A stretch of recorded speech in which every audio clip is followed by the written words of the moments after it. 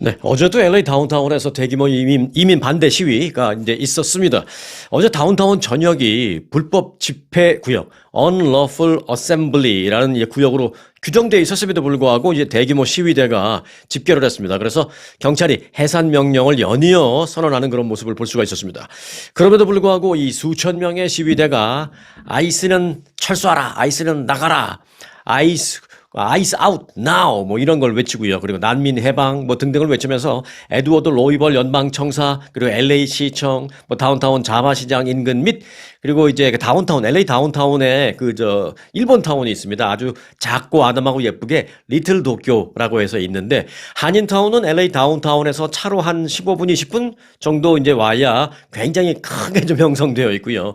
리틀 도쿄 재팬타운은 다운타운 안에 작고 예쁘게 좀 이렇게 만들어져 있습니다. 그런 좀 차이가 있는데, 다운타운에는 리틀 도쿄 등지에서도 이제 시위가 있었습니다.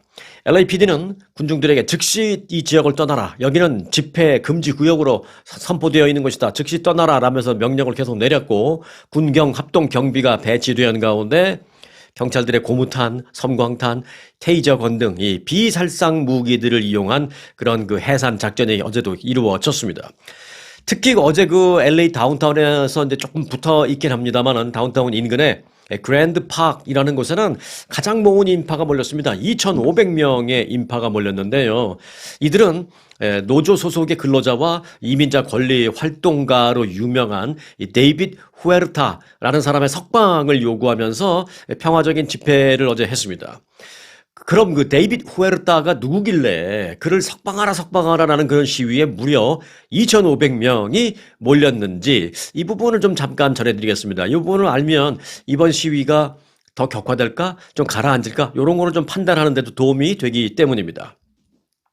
자, 데이빗 후에르타라는 사람은요, SEIU, 즉 공공서비스 노동자들을 대표하는 캘리포니아 이 노조 지부장입니다.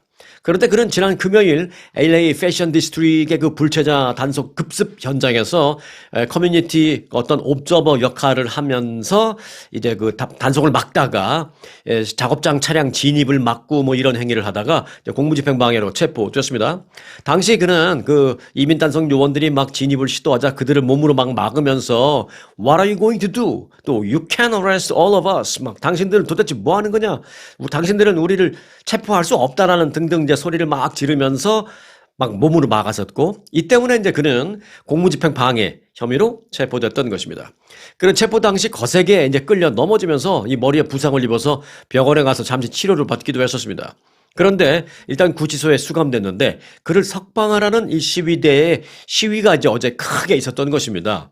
그런데 어제 그 시위가 시작된 게 낮 12시였는데 낮 12시가 몇 시간 지나서 오후에 그가 보석으로 출소했습니다. 석방된 거죠. 일단 보석금을 내고 나왔지만 일단 석방은 된 겁니다. 그래서 어제 연방 법원에 보석금 5만 달러를 내고 보석으로 석방이 됐습니다.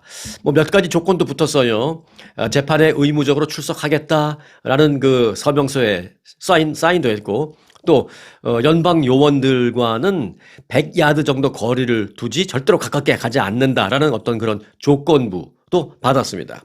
자, 보석금을 5만 달러 내고 석방됐다라고 하면 뭐 아주 일부에서는요. 뭐 이런 생각 하실 수 있죠.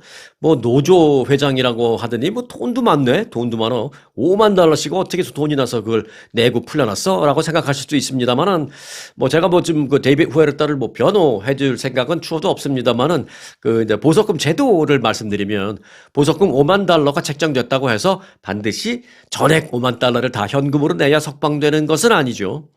캘리포니아를 포함한 미국 내 대부분의 주에서는 이 베일 본드 보석금 제도를 이용해서 일부 금액만 지불하고 석방될 수 있습니다. 보석금 회사가 보증해주는 그런 제도죠. 그래서 피고는 일부 수수료만 내면 되는데 캘리포니아 주의 경우에는 대부분 10%만 10%만 내면 나올 수 있습니다. 그러니까 데이빗 후에르타 같은 경우에는 5만 달러가 책정됐다고 했으니까 5천 불만 내면 나올 수 있는 거였습니다. 여하튼 자 어제 가장 조명을 받았던 인물 데이빗 후에르타 설명을 마무리하자면요.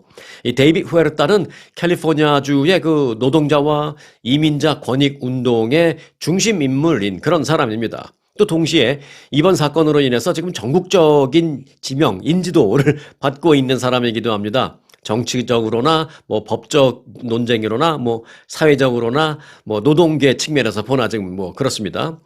지난 금요일 그가 체포된 이후에 캘리포니아 게빈 뉴섬 주지사도 그를 석방해야 된다라는 말을 했습니다. 아니 어떤 한 사람이 공무집행 방해 정도로 체포됐는데 그를 석방하라고 주지사가 나서서 막 얘기를 한다? 그만큼 그게 이제 중요한 인물로 떠올랐다라는 상징적인 케이스죠.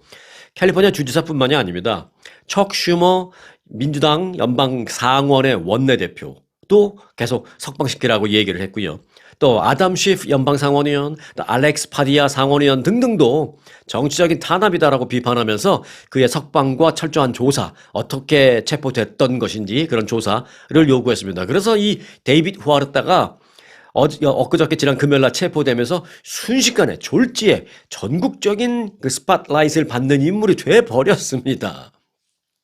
근데 이제 어제 석방하라 2,500명 모여서 했는데 이제 나왔다라는 것이죠. 그래서 이제 그랜드 파크이라는 곳에 이제 그곳이 그가 수감되어 있던 곳 인근에 있는 공원입니다. 그곳에서 2,500여 명의 대규모 시위대가 집결했을 때에 그때 가장 핫한 이슈는 바로 이 데이빗 후에르타의 석방 문제였습니다. 자, 그럼 이 데이빗 후에르타가 석방됨에 따라서 이 LA의 시위가 좀 그러면 이제 앞으로는 가라앉지 않겠는가? 뭐 이런 생각도 해볼 수 있는데 제 생각에는 꼭 그렇진 않습니다. 그냥 뭐 반반? 50대 50 정도로밖에는 볼 수 없을 것입니다. 그럼 왜 50대 50으로 보는지를 좀 양쪽 사이드 측면, 그러니까 이 얘기는 좀 가라앉을 것 같다라는 긍정적인 측면, 아니면 그렇지 않다, 앞으로 더 악화될 것이다라는 부정적인 측면이 50대 50이라는 건데 그걸 좀 보겠습니다. 우선 그 가라앉을 것 같다라는 그 긍정적인 사이드의 50을 보면 자, 일단 시위 진정의 징후가 좀 보이기 시작했다라는 것입니다. 검찰에 따르면 연방 상하원의 영향력 있는 인사들과 또 주요 이민 단체의 보석 요구에 결국은 이제 법원이 호응을 해서 데이빗 후에르타가 석방이 됐고요. 또 이로 인해서 다운타운 시위 분위기가 여전히 물론 과격 분자들이 있기는 합니다만은 전반적으로 뭐 더 악화되는, 더 과격해지는 그런 모습까지는 어제는 좀 아니었다라는 것입니다. 약탈이나 자동차 방화 같은 게 뭐 전혀 없었다라고는 말할 수 없습니다. 어제도 이제 다운타운 지역에서 한 매장이 약탈을 당했고요. 또 한 20명 정도가 막 복면 쓰고 가서 밤 12시, 11시 반쯤인가 막 가서 또 약탈하는 행위가 뭐 물론 있었습니다. 그렇지만 지난 주말보다 더 과격해졌다라고까지는 뭐 말할 정도는 아니다. 뭐 이런 것입니다. 실제로 이 데이빗 후에르타가 수감되었던 곳 앞에서의 그 2,500명 시위나 또 다운타운의 집회 등은 뭐 부상자, 방화가 뭐 조금 있긴 했습니다만은 전날보다는 그래도 좀 줄어든 그런 모양새를 보였습니다. 그래서 매우 조심스러운 표현이기는 합니다만은 비교적 평화적인 시위 양상, 평화적인 시위로 갈 수 있는 가능성의 어떤 조짐 정도는 보여줬다라는 것입니다.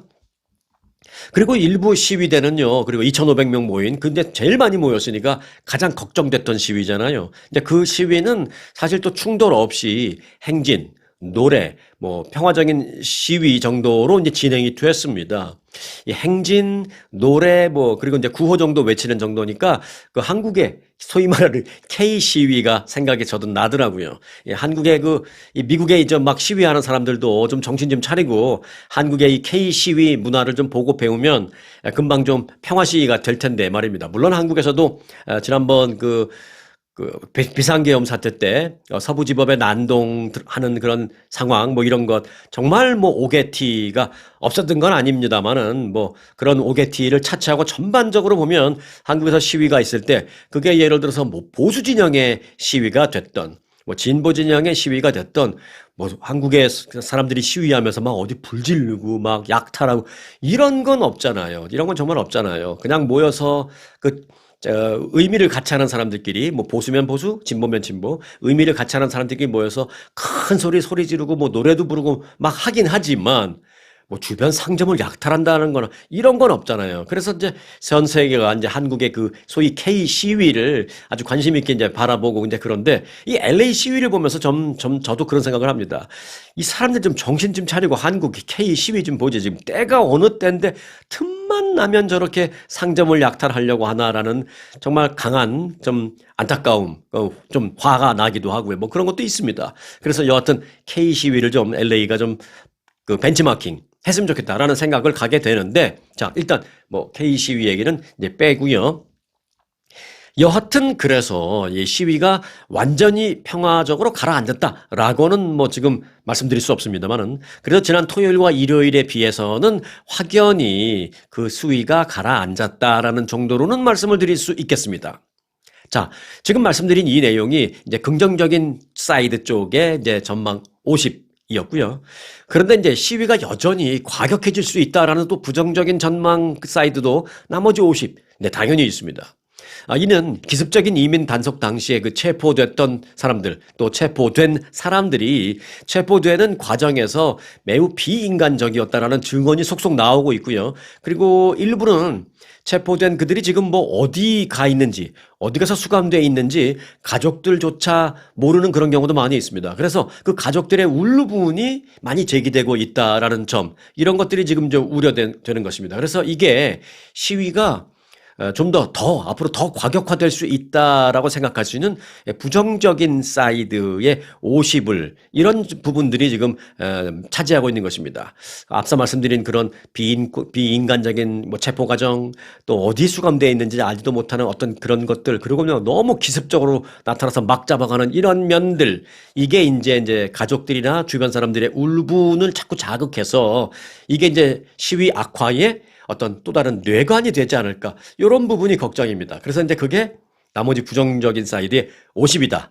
이렇게 말씀드릴 텐데, 자, 이제 50대 50이라고 말씀드렸습니다만은 누구나 그렇듯이 당연히 좀 평화적으로 잘 끝나기를 바라는 이쪽 사이드 50을 다들 바라죠. 왜냐하면은 경제 때문에 그렇습니다. 경제. 지금 LA는 이 시위 때문에 경제가 완전히 지금 망가져 있습니다.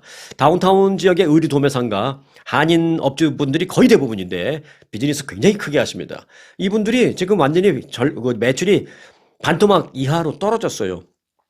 안 그렇겠습니까? 여러분들 같으면 LA 다운타운 쪽에 무슨 이제 LA 다운타운에 예를 들어서 타주에 계신 분들도 가끔 오십니다. 비행기 타고 한 달에 한 번 정도 오셔서 이쪽에서 이제 뭐 옷 같은 거 굉장히 싸거든요. 굉장히 싸게 막 벌크로 사다가 이제 화물로 보내고 본인이 가서 뭐 텍사스가 됐던 뭐 어디든 가서 거기서 또 충분한 마진 붙여서 판매하고 이런 분들도 많거든요. 그 다운타운에 소위 말해서 물건 하러 와야 되는데 여러분 같으면 가시겠냐고요. 무섭고 두려워서 안 가죠. 그런 사람들이 태반이니까 지금 매출이 지금 반토막 이하로 뚝 떨어졌습니다. 다운타운에 그분들의 매출이 떨어지면요, 이게 결국은 LA 한인타운의 경제의 젖줄인데 젖줄의 어떤 혈액 공급이 안 되는 거라서 LA 한인타운의 경제도 얼어붙게 됩니다. 그래서 여러 가지 면에서 이 시위는 빨리 좀 평화롭게 끝나야 된다는 것은 정말 기정사실입니다. 우리들의 숙제입니다. 자, 50대 50이긴 합니다만은 반드시 잘 끝나기를 바라는 마음에 또 오늘 내일 발생하는 일 추가적으로 내일 영상을 통해서 계속 전해드리겠습니다. 구독 눌러 놓으시고 이 사태 저와 함께 계속 팔로우 하시기 바라겠습니다.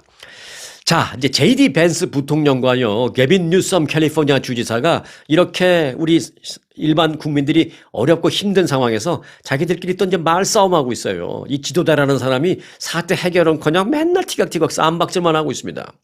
LA의 과격 시위를 놓고 부통령과 캘리포니아 주지사가 SNS에서 설전을 벌였습니다.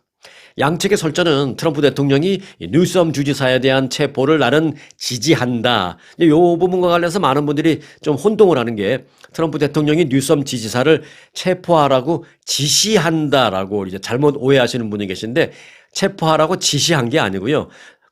예를 들어서 뭐 법무부나 경찰이나 어디서든 그 뉴섬 주지사를 체포한다면 나는 그 행위에 대해서 지지한다라는 것입니다. 지시한다가 아니라. 자, 여하튼 대통령이 뉴섬 주지사의 체포를 나는 마음으로 지지한다라는 여기서부터 이제 발단이 된 겁니다. 뉴섬 주지사는 SNS에서 미국 대통령이 현직 주지사의 체포를 요구했다. 미국에서 이런 일은 있을 수 없는 일이고 과거에도 없었고 앞으로도 있어서는 안 되는 일이다라고 이제 비판을 했습니다. 뉴섬 주지사는 또 국가로서 넘어서는 안 될 선을 넘은 것이다 하면서 트럼프 대통령이 권위주의를 지향한다라는데 의심의 여지가 없는 그런 발언을 한 것이다라고 이제 비판을 했습니다. 그러자 JD 벤스 부통령은 그런 비판을 한 뉴섬 주지사에 대해서 SNS에서 한마디 합니다. 뭐라고 한마디 했냐면 아주 짧게 한마디 했습니다. 뭐라고 했냐면 뉴섬 너나 잘해 올렸습니다. 이 짧은 한마디지만 임팩트는 세죠. 그러자 뉴섬 주지사가 그 SNS를 봤잖아요. 그러자 똑같이 대응을 합니다. 뉴섬 주지사. 뭐라 그랬냐면 SNS에 올립니다. 뭐라고 했을까요? 똑같이라고 제가 말씀드렸잖아요. 네, 맞습니다. 벤스, 너나 잘해. 이렇게 또 올렸습니다. 이거 뭐 아이들 싸우는 것 같이 뭐 그렇게 쌈박지만 계속하면서 SNS에서 설전이 이어졌습니다. 일국의 부통령과 이 캘리포니아의 그 주지사가요. 사태를 해결해야 할 지도자들이 자기들 싸움도 해결하지 못하고 있는 그런 모습을 보여주었습니다, 어제. 자, 그런데요. 트럼프 대통령과 일론 머스크 테슬라 CEO의 관계는 LA 시위를 계기로 오히려 좀 다소 개선되는 그런 분위기입니다. 이 LA 시위 때문에 다들 좀 문제가 많은데 일론 머스크는 슬그머니 이걸 계기로 트럼프 대통령과의 관계 개선을 모색하고 있습니다. 특히 트럼프 대통령을 향해서 폭언을 퍼부었던 일론 머스크가 이민자 시위에 대한 이 트럼프의 강경 대응에 동의한다라는 자신의 마음을 표시하면서 과거에 여러 차례 선 넘는 그런 발언을 했던 것을 뒤늦게나마 주워 담고 있습니다, 지금. 일론 머스크는 이 시위와 관련된 트럼프 대통령의 그 SNS 게시물을 사진으로 탁 찍어서 그 트럼프 대통령의 SNS 게시물을 자기 SNS에 딱 사진으로 올리면서 많은 사람들과 공유를 했습니다. 그게 본인이 동의하지 않으면 공유한다는 건 있을 수 없잖아요. 공유된 트럼프 대통령의 게시글은 게빈 뉴섬 캘리포니아 주지사와 캐런 베스 LA 시장이 이번 시위와 관련해서 LA 시민들에게 즉각 사과해야 한다라는 그 내용이었습니다. 자, 일론 머스크는 또 대통령은 폭동 그리고 폭력 행위를 절대 용납하지 않을 것이다 라면서 JD 벤스 부통령이 올린 그런 내용 폭동을 또 폭력 사태를 대통령은 용납하지 않을 것이다라고 JD 벤스 부통령이 올린 그 게시글 역시 착착 사진으로 찍어서 캡처해서 이제 올렸습니다. 그리고 그냥 올린 것만이 아니라 그 밑에다가 성조기 이모티콘을 딱 올렸어요. 그 얘기는 뭐예요? 동의한다라는 뜻이죠. 나도 이 말에 동의해. 트럼프 대통령은 이번 폭력 사태를 용인하지 않을 거야. 나도 이 말에 동의해. 그런 거죠. 일론 머스크가 LA 시위에 대한 대처를 트럼프 대통령의 대처를 칭송하는 방식으로 트럼프 대통령과 관계 개선을 모색하고 있다라는 분석입니다. 이게 바로 이제 어제자 소식입니다. 아마 오늘쯤 됐으면 조금 더 개선됐을지 모르겠습니다. 아니면은 트럼프 대통령의 반응이 나올지 모르겠습니다만은 아시다시피 트럼프 대통령은 뒤끝 장렬이신 분이잖아요. 어젠가 그젠가 기자들이 물어봤죠. 머스크와의 관계 개선에 뭐 어떻게 하실 생각이 있습니까? 그랬더니 관심 없다고 딱 잘라 말했죠. 네, 나는 시간도 없고 관심도 없다 막 그랬습니다. 조금 갈 것 같습니다. 제가 봤을 땐 일론 머스크가 더 노력해야 될 것 같다라는 생각도 듭니다. 네, 도요타 자동차가요, 미국과 관세 협상을 벌이는 일본 정부의 도요타의 유통망을 통한 미국산 수입차 판매를 대미 협상 카드로 제안했습니다. 이걸 쉽게 풀면 뭐냐면, 그 미국산 자동차를 일본에서 파는데 도요타의 판매망을 통해서 우리가 팔아주겠다라는 그런 아이디어를 미국 측에 제출한 겁니다. 그러니까 우리가 그렇게 해줄 테니까 관세 좀 낮춰주세요. 뭐 이런 거죠. 도요타 자동차는 자사의 인터넷 동영상에서 미국 자동차를 일본 내에서 도요타 판매망을 통해서 판매하는 것도 미국이 생각할 수 있는 선택지 하나다. 이렇게 밝혔습니다. 도요타에 따르면 이런 방안은 도요타의 아키오 회장이 지난달 이시바 시게루 그 일본 총리와 만났을 때 그 도요타 회장이 아이디어를 준 것으로 알려졌습니다. 당시 도요타 회장은 미국에서 생산된 일본 자동차, 미국에도 뭐 도요타 자동차 생산 공장이 있죠. 뭐 많은 포션은 아니지만 그렇게 미국에서 생산된 일본 자동차도 일본으로 역수입하는 방안도 얘기를 했다고 합니다. 참 처절하죠. 그래서 일본에서 그러니까 미국에서만 일본 자동차인데, 일본 브랜드가 붙은 자동차인데 미국에서 만들었어요. 그거를 일본 사람들이 일본으로 역수입해서 도요다의 판매망을 통해서 팔아주겠다라는 것입니다. 참 어찌 보면 도요다 입장에서는 좀 굴욕적인 거라는 생각도 들기도 하고요. 자, 트럼프 대통령은 일본의 그 대량의 자동차를 미국에 수출을 하지만 일본은 미국에 많은 자동차를 수출하지만 미국 차는 일본에서 팔리지 않는다라면서 최근 계속 불만을 제기했잖아요. 그러니까 도요다가 아이디어를 낸 게, 대통령님, 미국 자동차를 일본에서 팔 수 있게 저희가 도와드리겠습니다. 어떻게 해요? 저희 도요다의 그 판매 네트워크를 통해서 미국산 자동차를 팔아드릴게요. 그러니 제발 관세 좀 걷어주세요. 막 이런 거죠. 자, 일본 정부는 수입차 인증제도 완화하겠습니다. 뭐 여러 가지 아이디어를 내면서 미국 측에 협상 카드를 그동안 제시했었지만 합의에 이르지 못하고 또 트럼프 대통령을 만족시키지 못했다라는 판단에 급기야 이번에 미국 차를 일본에서 도요다가 판매를 해주겠다는 그런 어찌 보면 좀 굴욕적인 아이디어까지 제안한 것입니다. 트럼프 대통령이 이를 받아들일지, 그리고 실제로 받아들인다면 정말로 도요다가 일본에서 도요다 딜러망을 통해서 미국 차를 파는 그런 상황이 발생하게 될지 지켜볼 만한 사안입니다. 자, 미국인들의 향후 물가 상승 전망치가 일제히 조금 떨어졌습니다. 이 얘기는 뭐냐면 물가 상승에 대한 걱정도 좀 떨어졌습니다. 그 얘기입니다. 미국과 중국 간의 그 관세 전쟁이 좀 완화된 영향이 있는 것으로 보이고 있습니다. 뉴욕 연방준비은행이 내놓은 설문조사 결과 1년 후 물가 상승률 기대치의 중간값은, 그러니까 1년 후 물가가 어떻게 될 것으로 생각합니까? 했더니 이제 어떤 사람은 난 5% 오를 것 같습니다. 어떤 사람은 난 1% 오를 것 같습니다. 이런 답변을 쫙 하잖아요. 그거를 이제 평균을 낸 거죠. 그랬더니 3.2%로 나왔습니다. 그런데 이게 이번 조사 한 달 전엔 4월에 조사했을 때는 3.6%였습니다. 그러니까 한 달 만에 0.4%포인트 낮아진 거죠. 뭐 소폭이긴 합니다만은 의미가 있다라는 것입니다. 미국과 중국이 지난달 90일간 관세를 대폭 낮추기로 한 그것이 물가에 대한 소비자들의 불안을 일부나마 좀 잠재운 것이 아닌가, 그렇게 해석이 되고 있습니다. 관세 전쟁의 휴전 이후에 소비자들의 심리도 다소나마 좀 회복되는 그런 여론조사 결과입니다. 네, 백신 반대론자로 유명한 사람이 지금 미국의 보건복지부 장관이죠. 네. 로버트 케네디 주니어 보건복지부 장관이 미국의 예방접종자문위원회 위원 전원을 어제자로 싸그리 해임해버렸습니다.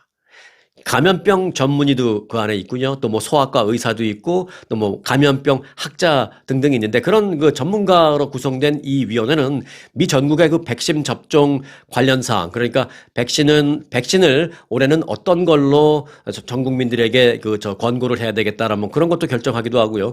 또 이런 백신, 올해 예를 들어서 뭐 독감 백신은 언제쯤부터 접종을 시작하는 게 좋겠다, 뭐 이런 것들. 그리고 올해 그 백신은 뭐 노인분들에게 특별히 많이 중점적으로 권고를 해야 되기 때문에 뭐 이런 여러 가지 미국의 백신 정책과 관련된 모든 것을 조언해서, 사실상 대부분 그렇게 되죠. 그런 것을 조언하는 그런 정책을 또 세우는 그런 일을 하는 것이 바로 백신 예방접종 자문위원회입니다. 근데 이 자문위원회의 위원 전원이 싹 다 해임됐습니다. 해임된 위원들은 그런데 모두 이제 전임 바이든 행정부 때 임명된 사람들입니다. 로버트 케네디 주니어 장관은 그 해임 이유로 산업계와 유착을 거론했습니다. 그러니까 산업계라는 게 이제 뭐 제약업계를 말하는 거겠죠. 제약업계와의 유착을 거론했습니다. 케네디 주니어 보건복지부 장관은 이 위원회는 오랫동안 이해 충돌 문제에 시달려왔고, 사실상 모든 백신을 허용하는 쪽으로 이 위원회는 일을 그렇게 하면서 사실상 제약회사의 물건을 팔아주는 쪽으로 전락했다 라고 말하면서 더 이상 제약회사의 이익을 위한 역할을 하지 못하게 내가 다 잘라버린 것이다, 이제 이렇게 얘기를 했습니다. 케네디 장관의 결정에 보건의료계와 정치권은 즉각 반발했습니다. 티나탄 미국의 감염병 학회 회장은 전문가 전체를 일방적으로 해임하는 것은 매우 무모한 일이며 국민 건강에 치명적인 타격을 줄 수 있다라고 말했습니다. 또한 척 슈머 민주당 원내대표는 이번 조치는 과하게 기반한 것이 아닌 각종 루머에 기반한 결정이다. 확실한 어떤 증거나 확증도 없이 그냥 장관이 그렇게 생각이 되니까 싸그리 다 잘라버렸다. 그럼 국민들의 건강은 누가 챙기라는 것이냐라면서 의학이나 과학에 기반하지 않고 각종 루머에 기반한 어처구니 없는 결정이다라면서 강도 높게 비판을 했습니다. 자, 올해는 지금 뭐 이제 여름이니까 조금 낫긴 했습니다만은 여름이 끝나고 이제 가을 쪽으로 가면 백신 굉장히 중요한데 그때까지 정말 그 제대로 된 또 위원회가 다시 만들어지는 한이 있더라도 백신 정책이 건강하고 건전한 그런 정책이 좀 만들어질 수 있었으면 좋겠습니다. 네, 뉴욕주에서요, 시한부 판정을 받은 환자들의 의료 조력사를 허용하는 법안이 상원을 통과하면서 이제 주지사 서명만을 남겨놓게 되었습니다. 뉴욕주 상원은 불치병 등으로 6개월 이하의 시한부 판정을 받은 환자에 대한 그 의료 조력사, 이 조력사라는 것은 나는 이제 더 이상 사는 게 너무 힘들다. 페인도 심하고 고통도 심하고 그래서 나는 내가 스스로 내 삶을 여기까지로 이제 선택하고 싶다. 이렇게 스스로 할 때 본인이 그렇게 할 수 있는 능력도 없잖아요. 그럴 때 이제 의사가 조력해주는 도와주는 그런 것을 이제 조력사라고 하는데 그것을 이제 법안이 있었는데 투표한 결과 뉴욕주 의회에서 찬성 35, 반대 27. 그래서 통과됐습니다. 이제 주지사 서명만 남겨놓고 있는데 그 법안의 내용을 조금만 보면 이렇습니다. 뉴욕주에서 2명 이상의 의사로부터 6개월 이하의 시한부 판정을 받은 환자면 이제 선택할 수 있습니다. 조력사를. 그래서 이제 의사에게 약물을 요청해서 스스로 죽음을 선택할 수 있게 되는 것이 이제 바로 조력사입니다. 그럴 때 이제 몇 가지 조건도 있어요. 의사한테 그냥 나 그렇게 해주세요 한다고 되는 게 아니고요. 일단 6개월, 당신의 생명 남은 게 6개월 이하입니다라는 것을 한 명이 아니고 2명 이상의 의사한테 그렇게 진단을 받아야 되고요. 또는 환자가 의사에게 조력사를 요청하기 위해서 증인이 있어야 되는데 요 증인, 멀쩡하게 건강한 그런 증인이 있어야 되는데 증인은 이제 2명, 성인 2명 이상의 증인이 있어야 되는데 그 증인은 안 되는 사람이 있습니다. 뭐냐? 이 사람이 사망을 했을 경우에 어떤 재산을 상속받는 위치에 있는 사람들은 증인의 자격이 없습니다. 네, 무슨 말씀인지 알겠죠? 네, 그래서 그렇게 이 사람이 돌아가셨다 하더라도 재산을 물려받을 일이 전혀 없는 어떤 객관적인 제3자 그런 2명의 성인의 증인이 있어야 됩니다. 자, 이 법안이 올해 초 뉴욕주 의회 하원을 통과한 데 이어서 어제 이제 주 상원의 문턱을 넘으면서요.